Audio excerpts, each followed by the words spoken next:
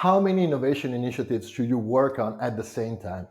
And how many are too many? We're going to tackle this today, answering questions like, am I spreading my resources too thin?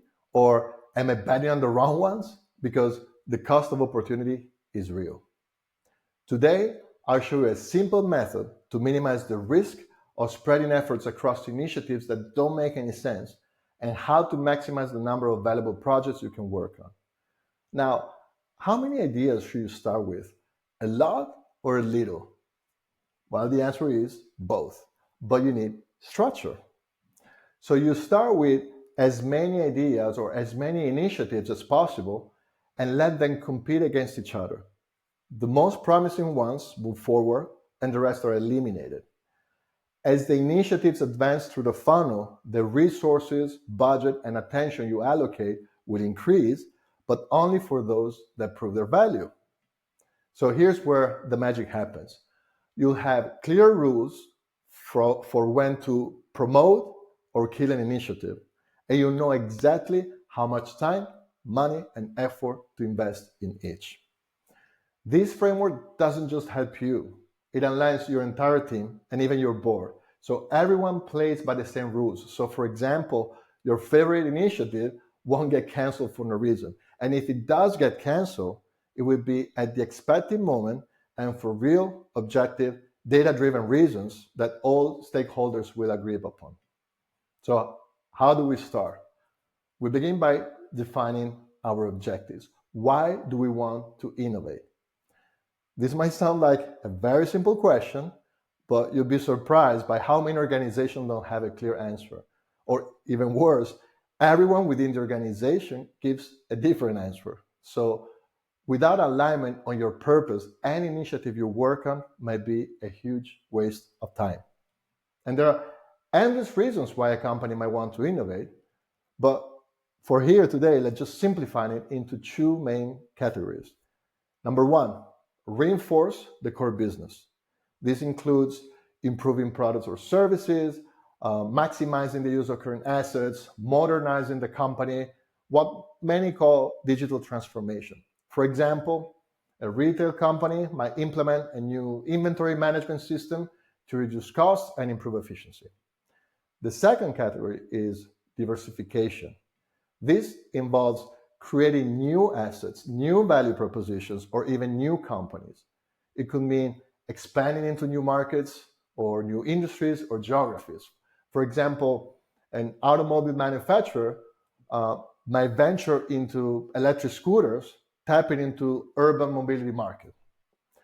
Diversification often seems more aggressive or risky, but in today's fast-moving world, staying still is much riskier than try something new. And in many cases, attack is the best defense. These objectives can coexist. You can reinforce your core business while exploring new directions. However, it will require more effort, right? A bigger team with different skill sets and even a more generous budget. So each company must find its own formula based on its needs and resources. All right, let's build our funnel from the top. In the first stage, the goal is quantity, not quality. We want to unlock creativity. We want to work on all ideas, especially the ones we wouldn't normally think of during a regular workday. The biggest enemy here is ourselves. Psychologically, we tend to self-censor or limit ourselves. It's much easier for most people to find 1,000 reasons why an idea won't work than one reason why it will. And that's just human nature. That's why, in this phase, we're not going to think about whether an idea is good, feasible, or even affordable. No filters. Just open the floodgates and let ideas flow. Where do these ideas come from? We'll discuss that in the next webinar. But for now, here's the trick. Set a goal of generating at least 20 ideas. A professional, someone with experience, can easily come out with 3 to 5 innovation ideas, maybe even 10 without much effort. But at the beginning, these are the obvious ones, the surface level ideas. To generate truly innovative ideas, you need to push yourself further and invest time and specific efforts. So aim for 20 ideas as a minimum, and you'll find yourself digging deeper for more creative solutions. How long should this phase last, the creative phase? Maybe a couple of weeks. A couple of weeks might be ideal, but it can be shorter, like a sprint, or even longer. You can even leave this phase open indefinitely, creating a constant repository of ideas, inviting contributions from your team, and at any time. The budget for this phase? Almost nothing. Thinking costs nothing. So you might spend maybe on market research, maybe on gathering data, like interviewing customer, but that's pretty much about it. Now comes the selection process, because in phase one, there is no upper limit on the number of ideas, only a minimum. But in phase two, the next phase, we need to set a maximum number of initiatives we'll continue working on to avoid diluting our focus and attention. So at the end of phase one, or periodically if we decide to leave it open, you'll evaluate the ideas and select which ones move forward. So this is where clear criteria and metrics come into play. Here are some examples of metrics. Scalability. Can the idea be replicated across other regions or industries? For example, a software platform that can be easily adapted for international markets, like a new payment solution that could disrupt traditional banking, for example. Impact. Does this idea have the potential to create high value or transform the market? Diversification. Does this idea help you diversify in terms of value proposition, business model, or customer hype? Leveraging assets. Does this idea leverage your company's existing assets? For example, using your company's logistic network to offer third-party delivery services. Creation of new assets. With the idea, create new intellectual property, new technology, or other assets that can increase your company's value. Monetization. Can this idea generate revenue in the short term, or does it require a little bit more time? In the short term, like for example, launching a subscription service that generates immediate monthly revenue. Timing. Is the market ready for this idea? Like introducing telehealth services amid a growing demand for remote healthcare. Borrow potential. Can you easily build a community around this idea? Investment. Do you have the funds to execute and launch this idea? Feasibility. Do you have the necessary human and technological resources to make this idea a reality? Risk. What is the financial, strategic, or reputational risk of this idea? So, rating ideas based on metrics is relative and depends on your objectives. For example, the fact that an initiative heavily leverages your current assets, is that good or bad? It depends. If you're trying to maximize efficiency, using what you already have might be key for speed to market. However, if your goal is diversification, either because your assets are already overused or because you are concerned about them becoming obsolete, then an initiative that relies heavily on your current assets might receive a lower rating. And finally, you will create a weighted average matrix. It's not rocket science, but this simple tool helps you make objective decisions. So suppose you're assigning weights to each metric based on importance. Say, for example, impact gets a 30% weight, scalability 20%, and feasibility 50%. In this example, we are using three metrics, for example, right? If an idea scores 8 out of 10 on impact, 7 out of 10 on scalability, and 9 out of 10 on feasibility, its weighted score will be calculated accordingly to help you rank it objectively against others. So this method allows your team to evaluate ideas in a structured way, ensuring alignment and reducing subjective bias. It's not perfect, There's still subjectivity when defining metrics, assigning weights, and rating ideas. But it's a step forward towards objectivity, let's say, in the selection process. Now, let's move to the second phase, validation. At this point, you narrow down the number of initiatives, and now it's time to validate whether they're worth further investment or not. So the goal here is to experiment, to test if the initiative is viable and if it aligns with your strategic objectives. You'll need to define a detailed plan for how you'll continue developing the idea, understand the risks and benefits, and estimate the budget needed for the next phase. Think of this phase like a seed round for a startup, where your board is essentially the venture capitalist. The method applied here should be the same as pitching a startup idea to investors. For example, if your idea is a new app, create a basic prototype and have a focus group test it to check on the core features, or collect feedback to see if it meets a real need. Or even better, even before building the prototype, create a waiting list to prove that there is real demand for it.